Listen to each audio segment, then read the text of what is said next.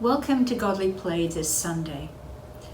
I am so grateful that I'm able to come to the church and be in this space with all these stories, but I certainly miss all of you and wish that you were here with me, seated in this circle. The first thing that we do is greet one another. God be with you. And also with you. And then we look over to the wall hanging that shows us the colors of the church year, just to remember where we are.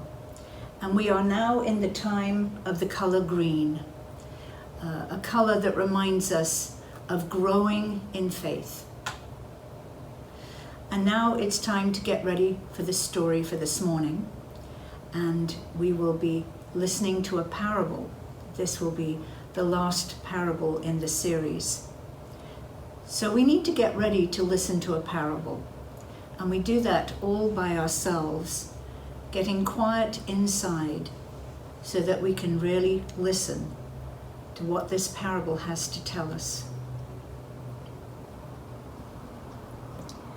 And you remember that it's a gold box. And there is a color, which I'm looking for. It's right here. So if you ever want to take this down and work with this in room 2, all you need to do is look at that colored dot, and it will remind you of the parable that comes out of this box.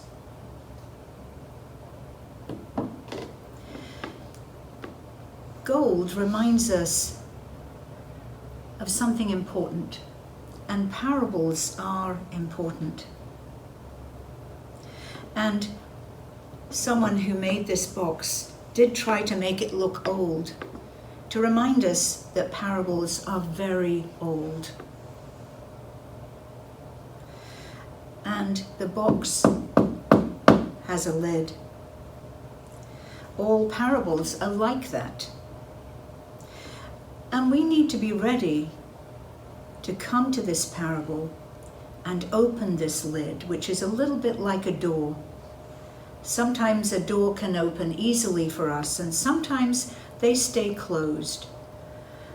But it doesn't matter, because we can come back again and again to parables, and one day that door will fly open for us. So I'm going to look inside this box and see what there is. I wonder if there is a parable in here for us today.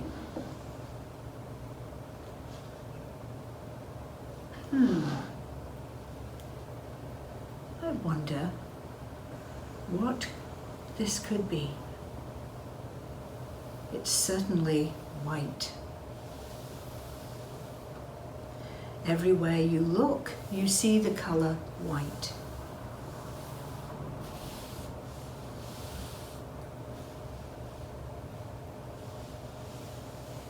Reminds me of snow.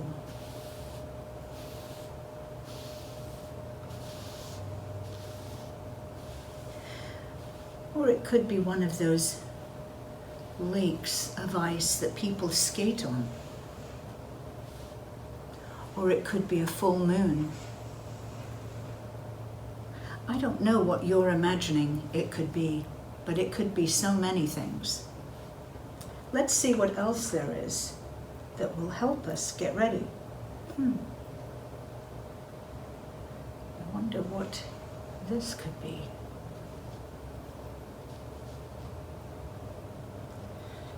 The shape of some sort. Here's another one.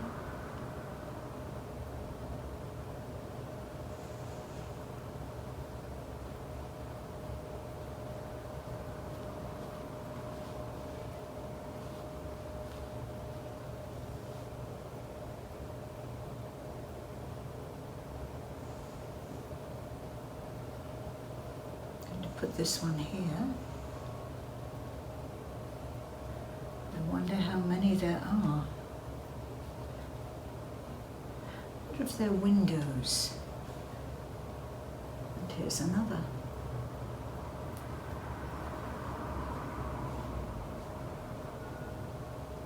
And another.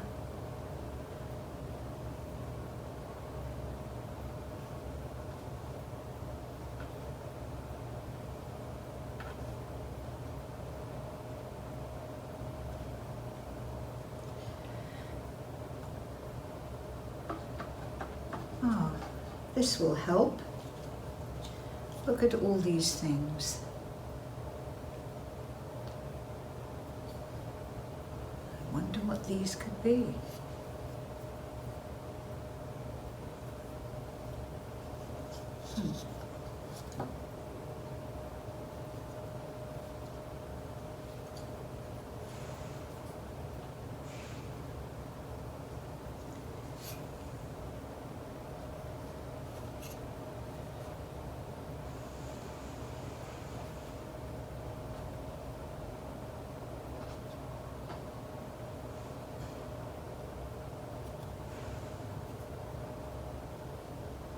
Something else here.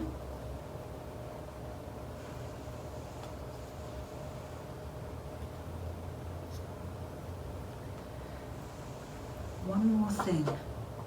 Another gold box.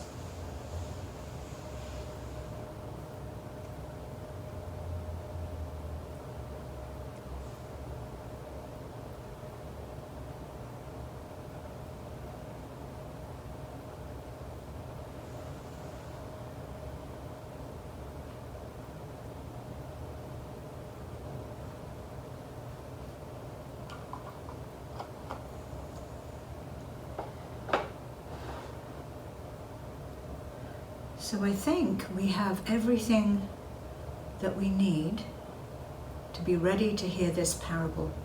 So I'll just begin. There was once someone who said such wonderful things and did such amazing things that people followed him. And when they followed him, they heard him speaking about a place that he called the kingdom of heaven. Now, it wasn't where they lived. It wasn't a place they'd visited. In fact, they had never heard of it before. And so they just had to ask him, what is the kingdom of heaven like? And once when they asked him that, he told them this story. The kingdom of heaven is like when someone who buys and sells fine pearls, a merchant, goes in search of the great pearl.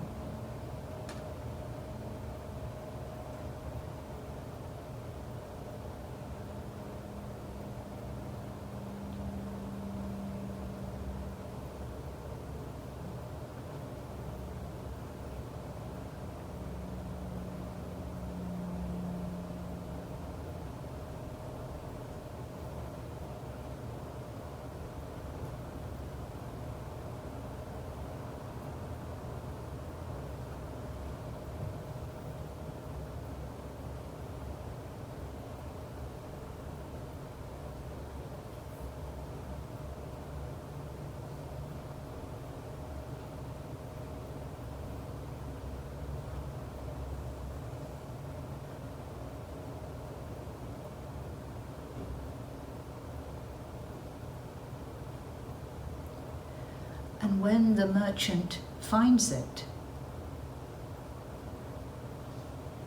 this person went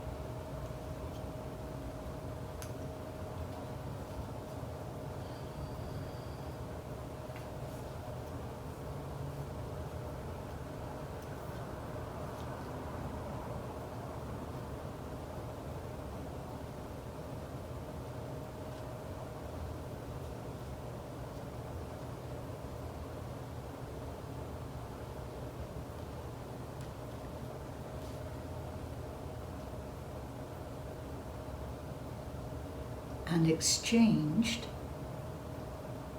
everything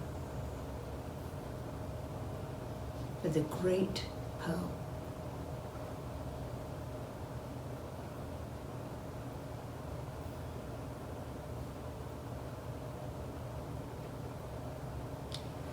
Now I wonder if the merchant is happy now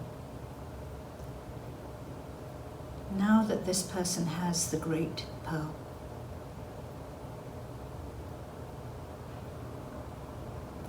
I wonder what this person is going to do next.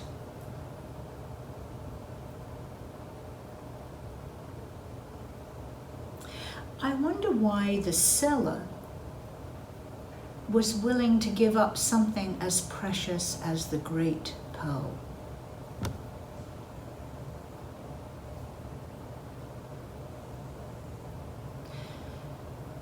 I wonder if the seller is happy with all of these things.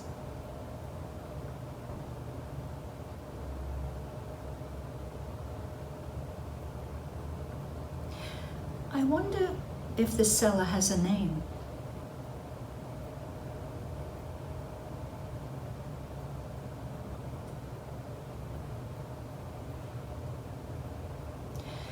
I wonder if the merchant, this person, has a name.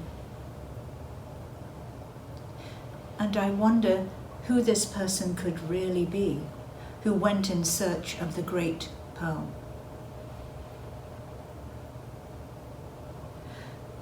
I wonder what the great pearl could really be. Not just in this parable, but also in life.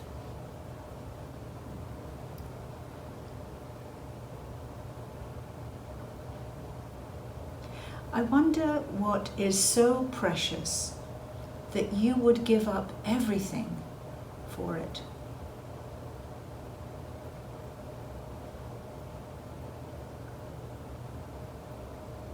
I wonder if you've ever come close to the great pearl.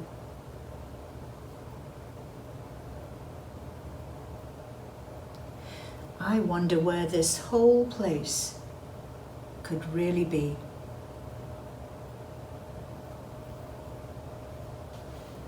And so now is time for you to choose your work as you think about this story. I wonder if it's a time for you to think about what's most important for you. What might be your parable of great price? You might want to write something or paint something or use clay. Whatever you have at home, you can use as you think about this story. And as a way of closing today, I wanted to share with you a very short little book. It's called What is God's Name? And it's by Rabbi Sandy Sasso.